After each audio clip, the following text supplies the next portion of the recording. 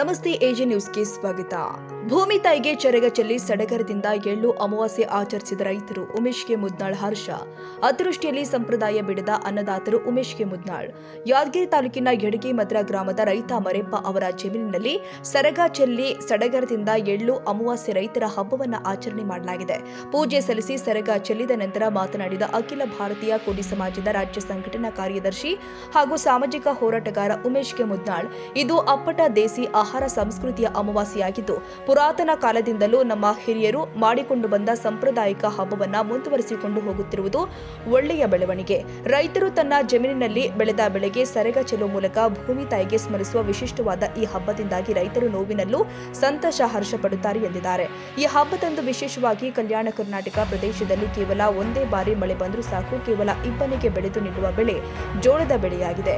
ಈ ಬೆಳೆ ಬೆಳೆಯೋದ್ರಿಂದ ಜೋಳದಿಂದ ರೈತರಿಗೆ ಹೊಟ್ಟೆ ತುಂಬುತ್ತೆ. ವರ್ಷ ಪೂರ್ತಿ ರೈತರ ಮಿತ್ರರಾದ ಎತ್ತು, ದನ, ಕರುಗಳಿಗೆ ಸೊಪ್ಪೆ ಲಭಿಸುತ್ತೆ.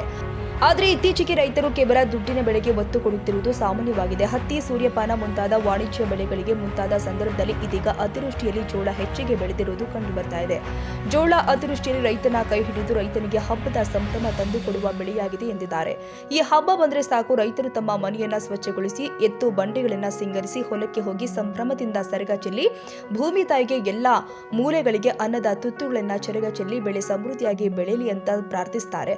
ತದನಂತರ ಎತ್ತುಗಳಿಗೆ ಅನ್ನದ ತುತ್ತುಗಳನ್ನ ತಿನ್ನಿಸಿ ಸಾಮೂಹಿಕ ವನಭೋಜನ ಮಾಡ್ತಾರೆ ಎಂದಿದ್ದಾರೆ. ಎಳ್ಳಮಾಸಿ ಹಬ್ಬ ಮನ್ಯಾಗ ಮಕ್ಕಳು ಮರುಗಳು ಎಲ್ಲಟು ಜಂಬಟ್ ತಗೊಂಡು ಓಟ್ ಅಡಿಗೆ ಮಾಡ್ಕೊಂಡು ಹೊಲಕ್ಕೆ ಬಂದು ಸರಗ ಹೊಡೆದು ಪಾಂಡವ್ರು ಮಾಡಿ ಕೌರವ್ರು ಮಾಡಿ ಸರಗ ಹೊಡೆದು ಎಲ್ಲ ಮಕ್ಕಳು ಮರುಗಳು ಎಲ್ಲ ಮಂದಿ ಕುಂತ್ಕೊಂಡು ಉಂಡು ತಿಂದು ಎಲ್ಲ ಒಟ್ಟು ಸಮಾಧಾನ ನೆಳ್ಳಿಗೆ ಕುಂತು ಒಂದು ಮಕ್ಕಂದು ಎಲ್ಲಟ್ಟು ಸಂಪರ್ಣ ಎಲ್ಲ ಮಕ್ಕಳು ಮೊಮ್ಮಕ್ಕಳು ಕರ್ಕಂದ್ಗೇಸಿ ಕುಂತು ಎಲ್ಲಟ್ಟು ಹೋಗೋ ಟೈಮಿಗೆ ಸಂಜೆ 5ಕ್ಕೆ 5 ಸಸಿ ಕಿತ್ಕೊಂಡು ಹೋಗಿ ಜಗಲಿ ಮ್ಯಾಗ ಇಟ್ಟು ಪೂಜೆ ಮಾಡಿ ಅದೆಲ್ಲ ಒಟ್ಟು ಭೂಮಿ ತಾಯಿ ನಮಗೆ ಒಲಿಲಿ, ಭೂಮಿ ತಾಯಿ ನಮಗೆ ಕೊಡಲಿ, ಬಸವಣ್ಣಪ್ಪನ ಬಾಯಿ ಮಣ್ಣು ಹಾಕಬಾರ್ದು, ಇದು ಜೋಳ ಅದು ಬೆಳೆ ಇದು ಎಲ್ಲರಿಗೆ ರೈತರಿಗೆ ಇದು ಓದಿದವ್ರಿಗನ ಇದರ್ಲಿಂದ ಭೂಮಿಗಾಗಿ ದುಡಿದ್ರೆ ಸಿಗ್ತದ, ಓದಿದವ್ರಿಗನ ಏನು ಇಲ್ಲ, ಇದು ನಾವು ಮಾಡಿದರೆ ಅವ್ರಿಗೆ ಸಿಗಬೇಕು.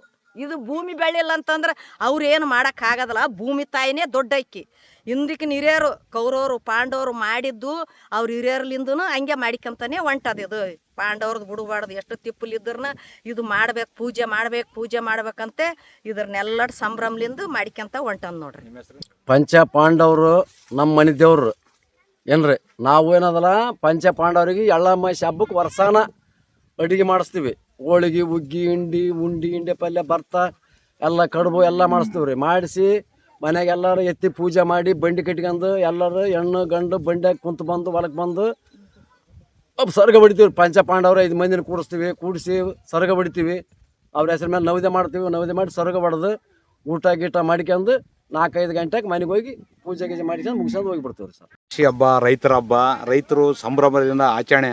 ಬರಗಾಲ ಇದ್ರೂ ಮಾಡ್ತಾರೆ, ಮಳೆಗಾಲ ಇದ್ರೂ ಮಾಡ್ತಾರೆ, ಅತಿವೃಷ್ಟಿ ಆದರೂ ಕೂಡ ಯಾವುದೇ ಕಾರಣಕ್ಕೆ ರೈತ ಜಮೀನಿಗೆ ತನ್ನ ಭೂಮಿ ತಾಯಿಗೆ ಪೂಜೆ ಮಾಡೋದಾಗಲಿ, ತನ್ನ ಜೊತೆಗೆ ದುಡಿತಕ್ಕಂಥ ಎತ್ತುಗಳಿಗೆ ಪೂಜೆ ಮಾಡೋದಾಗಲಿ ಯಾವತ್ತೂ ಎಷ್ಟೇ ಕಷ್ಟ ಬಂದ್ರೂ ಬಿಡೋದಲ್ಲ. ಹಂಗಾಗಿ ಇವತ್ತೇನದ ಎಳ್ಳಮಾಸದಲ್ಲಿ ಒಂದು ದಿವ್ಸ ಮೊದಲೇ ಮುಂಚಿತವಾಗಿ ಸಂತಿ ಮಾಡ್ಕೊಂಬಂದ್ಬಿಟ್ಟು ಮುಂಜಾನೆ ಎಲ್ಲ ಹೆಣ್ಮಕ್ಳು ಜಲ್ದಿ ಎದ್ದುಬಿಟ್ಟು ಮನೆ ತೊಳೆದು ವಿಶೇಷ ಪದಾರ್ಥ ಊಟಗಳನ್ನು ಮಾಡಿ ಮತ್ತು ಗಂಡು ಮಕ್ಕಳೆಲ್ಲ ಎತ್ತುಗಳು ತೊಳೆದು ಬಂಡಿಗಳೆಲ್ಲ ಶೃಂಗಾರ ಮಾಡಿ ಹೊಲಕ್ಕೆ ಹೋಗಿ ಕೇಸಿ ಏನಂತಂದ್ರೆ ಪಂಚ ಪಾಂಡವ್ರದ್ದು ಏನದ 5 ಕಲ್ಲುಗಳನ್ನು ಆರಿಸಿ ಒಂದು ಕಡೆಗೆ ಇಟ್ಟು ಕೇಸಿ ಪೂಜೆ ಮಾಡ್ತಕ್ಕಂಥದ್ದು ಇಂದಿನ ಪುರಾತನ ಕಾಲನಿಂದ ಮಾಡ್ಕೊಂತ ಬಂದದ್ದು. ಈಗಿನ ಇವರು ನಿರಂತರವಾಗಿ ಮಾಡ್ಕೊಂತ ಹೋಗ್ತಕ್ಕಂಥದ್ದು ಇದು ಒಳ್ಳೆ ಬೆಳವಣಿಗೆ. ಆದ್ರೆ ಇವತ್ತೇನದಂದ್ರೆ ಇದು ಮಾಡೋದ್ರ ಜೊತೆಗೆ ಏನದ ಪೂಜೆ ಮಾಡಿದ ನೆವದಿ ಅನ್ನೋದು ಭೂಮಿ ತಾಯಿಗೆ ಸರ್ಗ ಚೆಲ್ಲಿ ಕೇಸಿ ಹೆಚ್ಚಿಗೆ ಏನದ ಫಲ ಕೊಡಲಿ, ನಮಗೂ ಒಟ್ಟಿಗೆ ಒಂದು ದಾಣಿ ಕೊಡಬೇಕು ಮತ್ತು ಎತ್ತಿಗಿನ ಊಟಕ್ಕೆ ಸಪ್ಪೆ ಆಗ್ಬೇಕಂತಕ್ಕಂಥ ದೃಷ್ಟಿಯಿಂದ ಏನಂತ ರೈತರು ಇವತ್ತು ಒಂದೇ ಸಲ ಮಳೆ ಬಂದ್ರೆ ಸಾಕು, ಬರೀ ತಂಡಿಗೆ ಬೆಳೆಯಂಥ ಜೋಳ ಇದು ಅಂಥದಕ್ಕೇನದ ವಿಶೇಷ ಪೂಜೆ ಸಲ್ಲಿಸ್ಕೇಸಿ ಮನೆಗೆ ತೆರಳತಕ್ಕಂಥದ್ದು ಪ್ರತಿ ವರ್ಷ ಮಾಡ್ಕೊಂಬಂದ್ರೆ ಈಗಲೂ ಕೂಡ ಮಾಡ್ಕೊಂತ ಹೋಗ್ತಕ್ಕಂಥದ್ದು ಸಂಪ್ರದಾಯ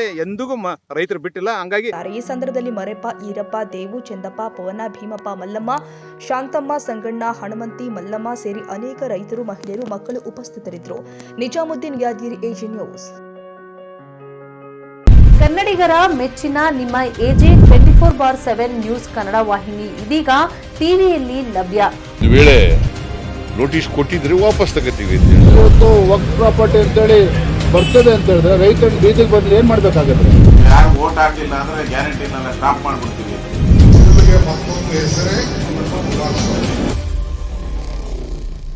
ಕರ್ನಾಟಕ ಮತ್ತು ದೇಶ ವಿದೇಶ 360 ಡಿಗ್ರಿ ಸುದ್ದಿ ಹಾಗೂ ಉತ್ತರ ಕರ್ನಾಟಕ ಬೆಳಗಾವಿ, ಬಾಗಲಕೋಟೆ, ಧಾರವಾಡ, ಹಾವೇರಿ, ಗದಗ, ಬಿಜಾಪುರ ಜಿಲ್ಲೆಯ ಕ್ಷಣ ಕ್ಷಣದ ವಿವರವನ್ನ ಪಡೆಯುವುದಕ್ಕೆ AJ 24/7 ನ್ಯೂಸ್ ಕನ್ನಡ ವಾಹಿನಿಯನ್ನ ಲೈಕ್ ಮಾಡಿ, ವಿಡಿಯೋಗಳನ್ನ ಶೇರ್ ಮಾಡಿ, ಕಮೆಂಟ್ ಮಾಡುವ ಮೂಲಕ ನಮ್ಮ ವಾಹಿನಿಗೆ ಸಹಕಾರ ನೀಡಿ ಮತ್ತು ಚಾನೆಲ್ ಅನ್ನ ಸಬ್ಸ್ಕ್ರೈಬ್ ಮಾಡಿ. ಧನ್ಯವಾದಗಳು.